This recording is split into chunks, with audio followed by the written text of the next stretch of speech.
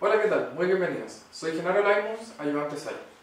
En el video de hoy vamos a utilizar conceptos matriciales para resolver problemas de mínimos cuadrados. Si nosotros tenemos un sistema de ecuaciones, a por x igual a b, para resolverlo simplemente tenemos que pivotear y obtener la solución a partir de la forma escalonada. Sin embargo, muchas veces estos sistemas no tienen solución, lo que significa que para cualquier valor de x siempre va a ocurrir que a por x va a ser distinto de b. Esto podría ocurrir, por ejemplo, tratando de ajustar una recta a una nube muy grande de puntos. Aunque este problema no tenga solución, nosotros igual podemos querer buscar la mejor solución a este problema. Es decir, qué valor de x hace que a por x sea lo más parecido posible a b. Esto es lo mismo que buscar un vector x que minimice la norma de la resta a por x igual a b. La norma de un vector es la raíz cuadrada de la suma de todos sus componentes al cuadrado. Por lo que este problema sería lo mismo que minimizar una suma de números al cuadrado, o sea, un problema de mínimos cuadrados.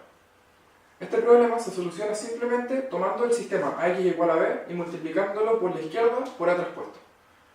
El nuevo sistema, a traspuesto por a por x igual a traspuesto b, es un sistema que siempre va a tener solución, independiente de la matriz A.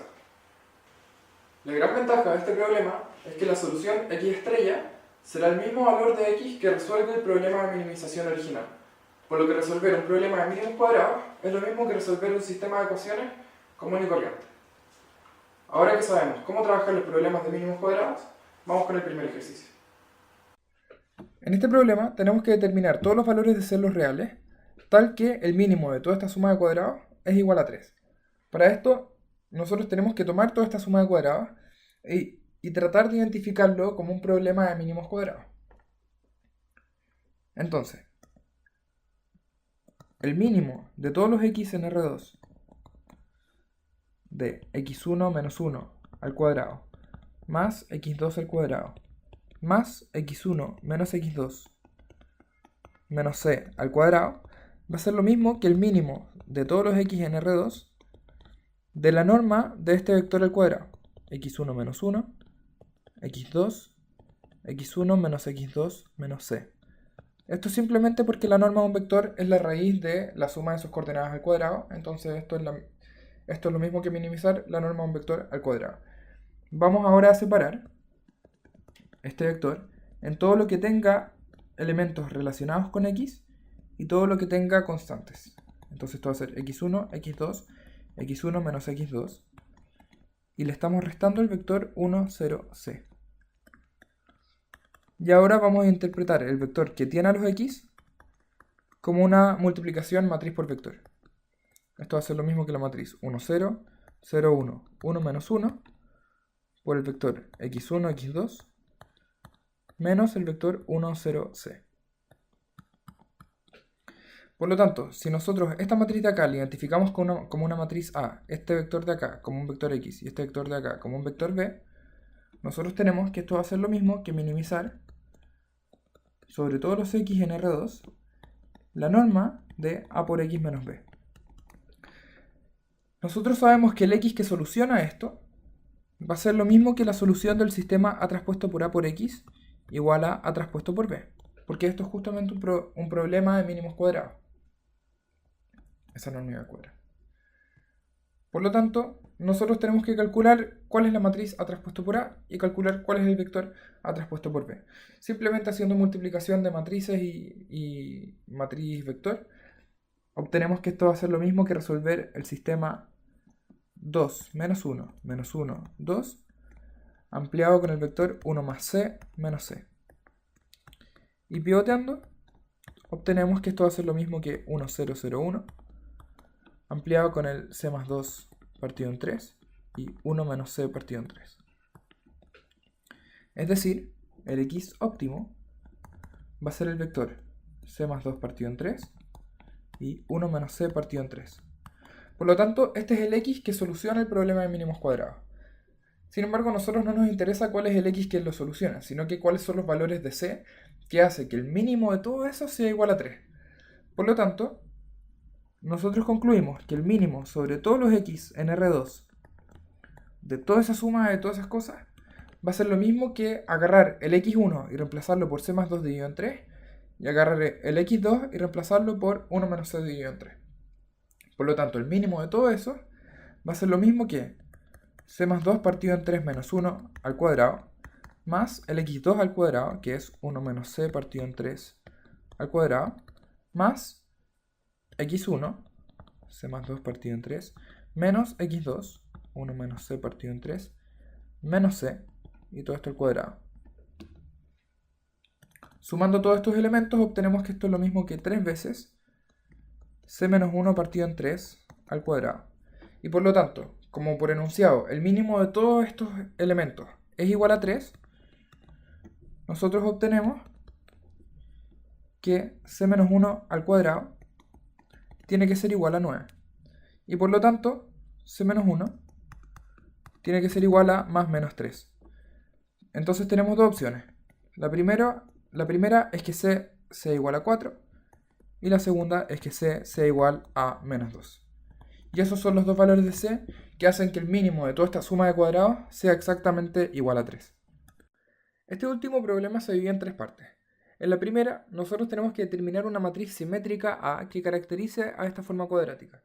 Para esto simplemente tenemos que fijarnos en cuáles son los índices de los vectores de la izquierda y de la derecha y de cada una de las formas cuadráticas. Porque estos índices nos van a ir diciendo cuáles son los elementos que están en la matriz A. En la posición 1, 1, o sea, x1 al cuadrado, va a ir el elemento 2. En la posición 2, 2, es decir, x2 por x2, va a ir el 2. Y en la posición 3, 3, va a ir también el elemento 2. Es decir, A va a ser una matriz de 3 por 3, que la diagonal va a tener solamente 2. Ahora, en la posición 1, 2 más la posición 2, 1, tiene que sumar menos 2, el coeficiente que lo está acompañando. Por lo tanto, acá tiene que haber un menos 1 y un menos 1. Y siguiendo la misma lógica, rellenamos el resto de las coordenadas de la matriz A. Ahora, para la parte B, nos piden escribir esta forma cuadrática como una combinación lineal positiva de términos cuadráticos. Para esto vamos a ocupar la diagonalización de la matriz A, que ya la calculamos de antes, pero si ustedes tienen alguna duda sobre cómo calcular la diagonalización de una matriz, pueden ver los videos correspondientes. Entonces, en la parte B, nosotros usamos que A es lo mismo que P por D por P traspuesta, donde la matriz P va a ser la matriz 1 dividido en raíz de 2, 1 dividido en raíz de 2, 0, menos 1 partido en raíz de 6, 1 partido en raíz de 6, 2 partido en raíz de 6, y en la tercera columna va a tener 1 partido en raíz de 3, menos 1 partido en raíz de 3, y 1 partido en raíz de 3. La matriz diagonal va a ser una matriz que en la diagonal va a tener 1, 1 y 4 y que todo el resto de las coordenadas va a ser 0. Por lo tanto, para poder escribir x traspuesto por a por x como una forma cuadrática, lo que nosotros hacemos es escribir a como p por d por p traspuesto. Y esto, si se fijan, es lo mismo que tener p traspuesto x traspuesto por d por el vector p traspuesto x. Entonces nosotros nos podemos fijar y como un vector que sea igual a p traspuesto x. Por lo tanto, x traspuesto por a por x va a ser lo mismo que y traspuesto por d por y. Es decir, va a ser lo mismo que y1 al cuadrado más y2 al cuadrado más 4 y 3 al cuadrado.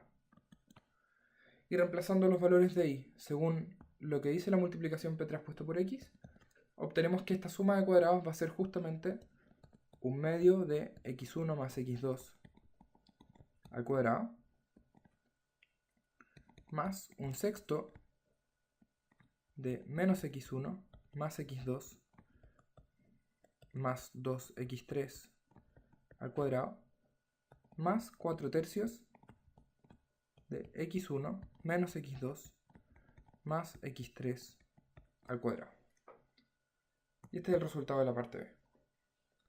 En la parte C de este ejercicio, a nosotros nos piden determinar el máximo valor que puede tomar esta forma cuadrática suponiendo que la norma del vector x está restringido a valer 1.